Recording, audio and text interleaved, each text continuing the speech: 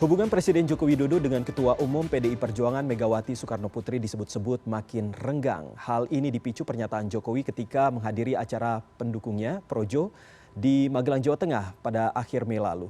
Ia tersirat mendukung Ganjar Pranowo, Gubernur Jawa Tengah menjadi calon Presiden 2024. Dan masih bersama saya ada Mas Revolusi Riza, Wakil Pemimpin Redaksi CNN Indonesia, dan Mas Budi Setiarso, Kepala Pemberitaan Korporat Tempo. Saya langsung ke Mas Budi terlebih dahulu ini. Mas Budi, ini berbicara soal apa yang terjadi dan juga isu-isu yang berkembang di antara kita begitu terkait dengan merenggangnya hubungan antara Joko Widodo dan juga Megawati. Ini sebenarnya seperti apa media melihatnya? Apakah ini hubungannya sedang tidak baik-baik saja begitu? Oke, ini kebetulan topiknya pas benar dengan laporan utama Tempo majalah ya, yang edisi cetak akan terbit besok. Bagaimana perdebatan ataupun dinamika yang melibatkan Teuku Umar, kediaman Ibu Megawati, kemudian ada di beberapa kelompok pendukung Pak Jokowi, termasuk tentu saja Pak Jokowinya, yang melibatkan Pak Ganjar Pranowo sebagai salah satu calon presiden, begitu ya. Yeah. Di sini memang ada semacam ketidaksesuaian antara sikap Ketua Umum Partai PDI gitu ya dengan para pendukung Pak Jokowi, terutama tentang siapa yang akan diajukan atau kapan akan diajukan calon presiden 2024. Nah di sini kalau kita mengutip beberapa narasumber yang ada di majalah Tempo, memang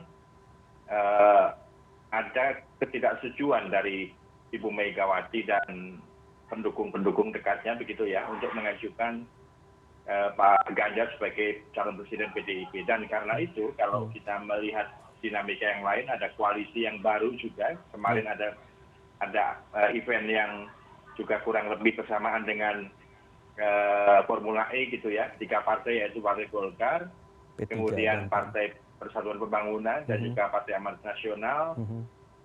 Di situ juga kemungkinan itu saling berkaitan. Jadi 3 partai itu satu skenario yang disiapkan untuk kalau Pak Ganjar tidak mendapatkan tiket dari PDIP. Saya kira ini satu dinamika yang memang masih akan terus terjadi sampai setidaknya tahun depan ya, ketika calon presiden sudah harus diumumkan begitu. Dan kalau kita perhatikan juga kan sampai sekarang juga Pak Jokowi ingin menjadi semacam kingmaker gitu ya. Jadi beberapa calon memang diberikan kesempatan untuk tampil dengan satu target elektabilitas tertentu gitu ya. Kalau Pak Ganjar misalnya di-push agar mendapatkan 30% dalam kurun waktu tertentu, Pak Prabowo juga mungkin, bahkan ada kemungkinan Pak Erick Thohir, ada Pak Anies termasuk di dalamnya untuk seolah-olah itu mendapat blessing dari Pak Jokowi sehingga berperan sebagai kingmaker. Nah ini memang ada kaitannya dengan apa yang terjadi di Magelang ya waktu itu ya, ketika Pak Jokowi kemudian mengatakan bahwa jangan terburu-buru ya, ojo ke susu gitu ya, untuk kemudian dia mengatakan meskipun calon yang ada di yang kita yang meskipun kemungkinan calonnya ada di sini gitu ya, kurang lebih begitu.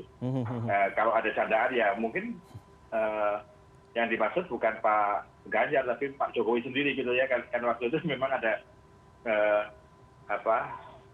wacana untuk 3 periode itu kan masih berjalan gitu kan. Tapi saya kira itu hanya bercandaan aja karena semua orang kemudian menafsirkan sebagai tujukan kepada Pak Ganjar. Ini yang kemudian menambah dinamika antara Teuku Umar dan kelompok Pak Jokowi ini juga semakin tinggi ya dinamikanya. Saya nggak akan menyebut konflik ya, tapi kurang lebih dinamikanya. Ini kan sama persis dengan 2014 ya, waktu itu ketika elit-elit di PDIP, waktu itu kan juga sebetulnya tidak akan mengusung Pak Jokowi waktu itu ya kan, tapi kemudian dengan berbagai manuver, dengan berbagai peristiwa yang terjadi, termasuk elektabilitasnya Pak Jokowi yang waktu itu masih sangat tinggi, kemudian akhirnya PDI mengusung Pak Jokowi sebagai calon presiden. Saya kira ini akan kurang lebih dinamikanya akan sama sampai tahun depan. Dan saya kira kalau kita dari aspek perspektif Tempo gitu ya. Ini memang kemudian akan menjadi sebuah permainan elit ya, bagaimana calon presiden, karena memang ada semacam presidensial threshold, 20% atau 25% suara gitu. Ini membuat pencalonan presiden itu ditentukan hanya oleh kalangan elit yang dihitung berdasarkan perhitungan kepentingan, perhitungan untung rugi, perhitungan kemungkinan yang akan terjadi, sehingga sering. Menurut saya itu jauh lebih penting untuk kita bicarakan adalah bagaimana kita mencari solusi untuk mengurangi permainan karena presidential threshold yang terlalu tinggi itu. Ini kan kalau nggak salah ini juga sudah beberapa kali diajukan ke MK, tapi sampai sejauh ini kita belum berhasil membongkar satu barrier yang memungkinkan munculnya calon-calon presiden alternatif yang mungkin tidak terlalu populer, tapi dia kapabilitasnya tinggi gitu. Nah ini kalau kita bisa bersama-sama kembali menggugat presidensial threshold, saya kira ini akan sangat bagus buat demokrasi kita ke depan ya. Iya, itu karena makanya. Selama itu masih sangat tinggi, maka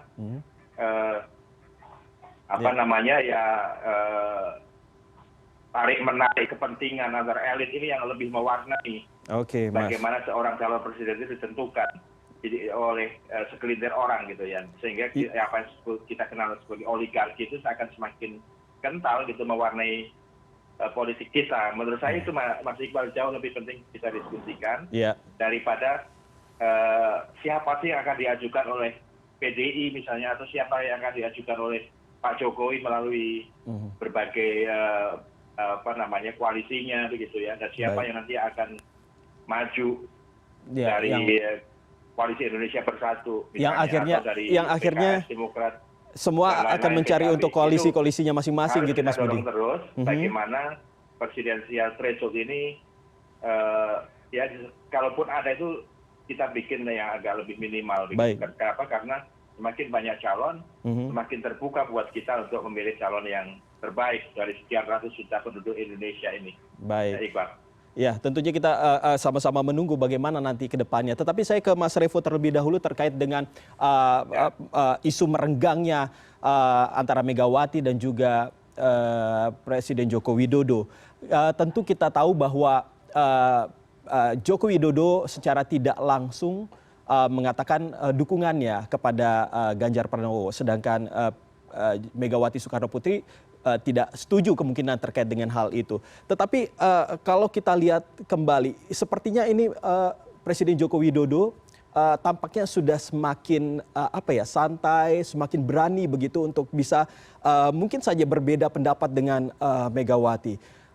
Apakah ini artinya bahwa mungkin saja Presiden Joko Widodo sudah punya pikiran bahwa ini sepertinya Megawati sudah tidak punya kekuatan lagi untuk bisa mengendalikan apapun begitu, termasuk halnya dalam perpolitikan kali ini? Iya, yang jelas kan Bu Mega ini masih jadi ketua umum partai dengan suara yang lumayan tinggi ya. Jadi suaranya sekitar 19%. Memang tidak bisa mencalonkan sekian dan harus menggandeng partai lain kalau presidensial threshold-nya di kisaran 20 atau 25% gitu. PDIP masih butuh menggandeng satu partai lain. Jadi kalau kita melihat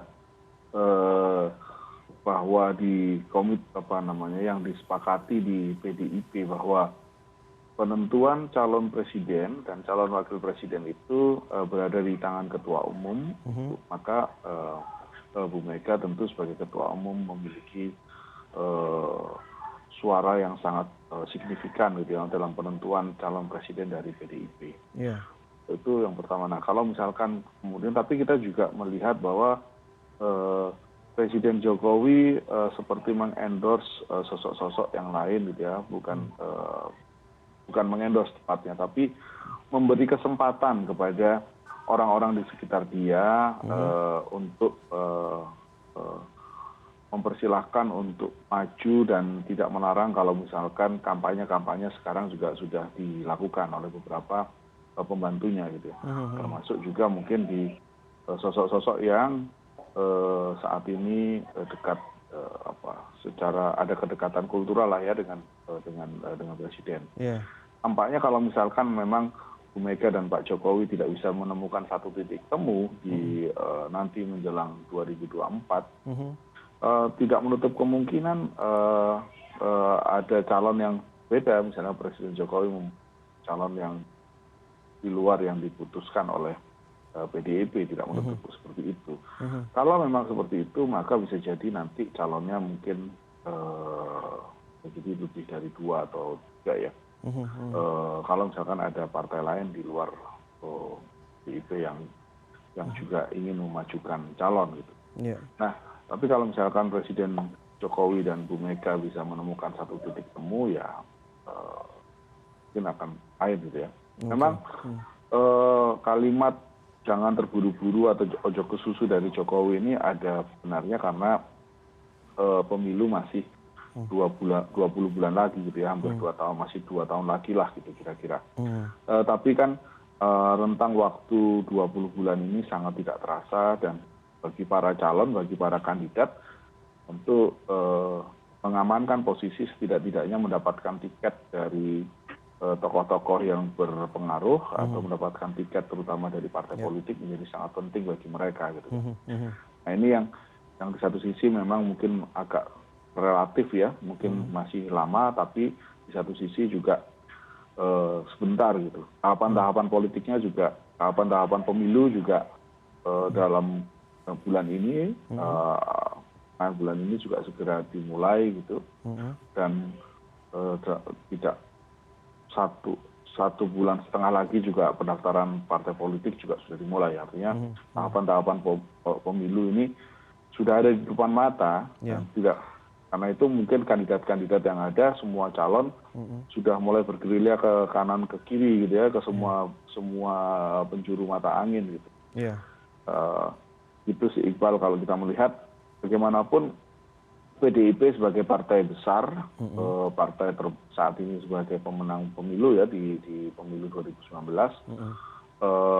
sangat berpengaruh, dan sosok Ibu Mega sendiri sebagai ketua umum memiliki penentu, sebagai salah satu penentu gitu suara Ibu Mega, dan karena memang di lingkaran PDIP sendiri sudah bersepakat bahwa calon presiden akan diputuskan secara langsung oleh ketua umum, dan kemungkinan akan diumumkan di akhir tahun gitu ya. Nah, kita lihat aja nanti siapa yang akan dipilih oleh PDIP. Ini menarik karena PDIP sebagai partai peraih suara terbanyak di pemilu lalu itu signifikan lah ya dalam politik Indonesia. Oke, kalau dari kacamata dan juga analisa dari Mas Budi sendiri, melihat dari apa yang terjadi saat ini, apakah ini ada kemungkinan kecenderungan bahwa akhirnya akan terjadi perceraian nih antara PDIP dengan Joko Widodo jika terus fokus menyuarakan walaupun secara tidak langsung mendukung salah satu calon presiden pilihannya? Saya kira mungkin saja, Mas Iqbal ya. Kalau tadi saya sebutkan, kalau seperti juga tertulis di laporan utama majalah Tempo, pembentukan koalisi Indonesia Bersatu yang dilakukan oleh Golkar, kemudian P3 dan juga PAN, itu kemungkinannya adalah salah satu skenario skoci begitu ya. Jadi kalau misalnya dalam hal ini mungkin ya kemungkinan besarnya Pak Ganjar tidak mendapatkan tiket dari PDIP, maka sudah ada satu kendaraan yang bisa digunakan, yaitu Koalisi Indonesia Bersatu. Nah, memang kalau sekarang kalau ke publiknya, memang kan Pak Erlangga katanya akan menjadi calon ketua umum ya. Tapi saya kira kalau kita perhatikan di baliknya, begitu ada kemungkinan yang tadi ini adalah skenario skoci ya. Karena di sana juga ada kehadiran misalnya di acara ya, ini kan kehadiran itu kadang-kadang bisa kita tafsirkan sebagai sebuah kesengajaan ya dalam politik.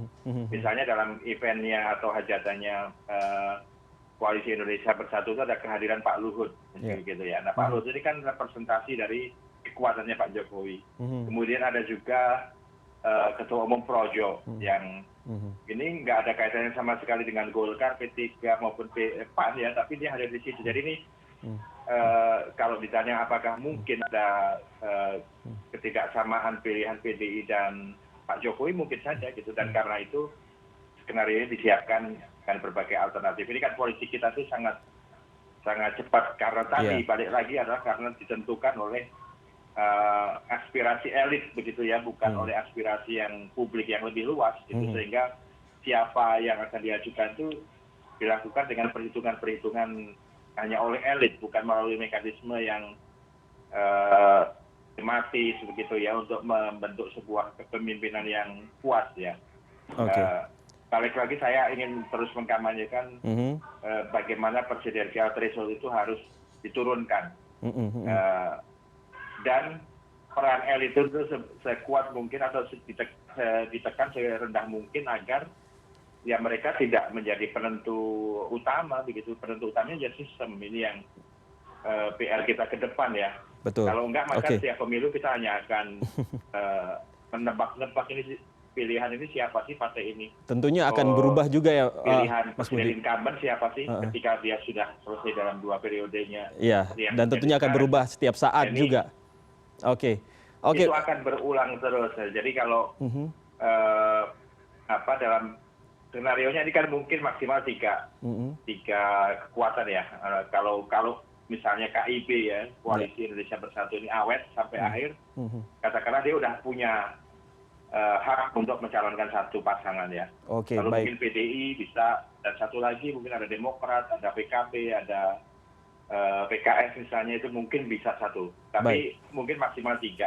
Ini yang masih akan kita lihat beberapa waktu ke depan, dan lagi-lagi itu ditentukan oleh elit partai kita, dan itu akan mengungkung kita sampai beberapa periode ke depan. Itu Mas Iqbal yang menjadi kekhawatiran dan ditulis oleh Tempo dalam editorialnya. Kita menyoroti terus tentang lemahnya atau negatifnya dari sistem presidensial threshold yang semakin tinggi, dan sayang itu ditentukan oleh para pemainnya kan.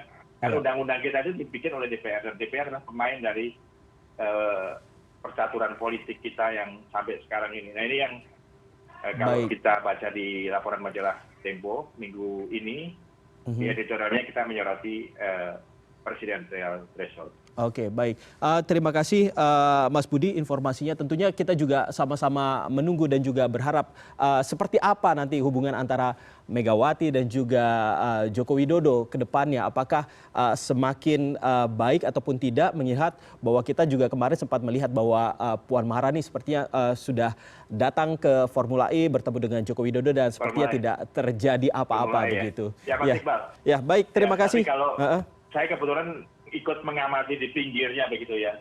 Mereka bercanda-canda, dan terutama karena di kayaknya ya, kalau misalnya dari kejauhan itu melihat kayaknya Pak Bahlil yang sering melempar jok begitu, sehingga mereka ketawa bersama-sama begitu. Tapi ya tadi sudah disebutkan oleh Mas Revo, ini adalah politikus yang kadang-kadang di panggung itu mereka bisa berbeda dengan kenyataannya di belakang kan. Nah ini karena memang mereka ingin menampilkan kesan yang bisa ditangkap oleh publik, meskipun manuver-manuvernya bisa saja berbeda gitu. Ini yang barangkali kalau boleh disebutkan, apa yang tampak di kamera itu bisa sangat berbeda dengan apa yang terjadi di lapangan gitu ya. Dan itulah politik kita gitu. Ya, mungkin bukan politik seperti kita yang saja, tadi juga disampaikan sama Mas Revo ya. Akan menampilkan citra yang pengen ditampilkan itu seperti apa ketika ada di depan kamera. Baik, terima kasih. Terima kasih Mas Budi sudah berbincang dengan kami malam ini, dan juga Mas Revo terima kasih sudah berbincang dengan kami malam ini, dan kita lihat juga seperti yang tadi juga sudah saya sampaikan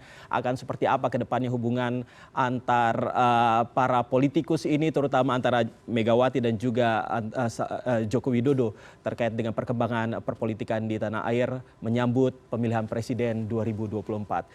Salam sehat selalu dan selamat malam Mas Revo dan juga Mas Budi. Salam sehat. Assalamualaikum. Waalaikumsalam warahmatullahi wabarakatuh. Dan CNN Indonesia Newscast akan segera kembali, tetaplah bersama kami.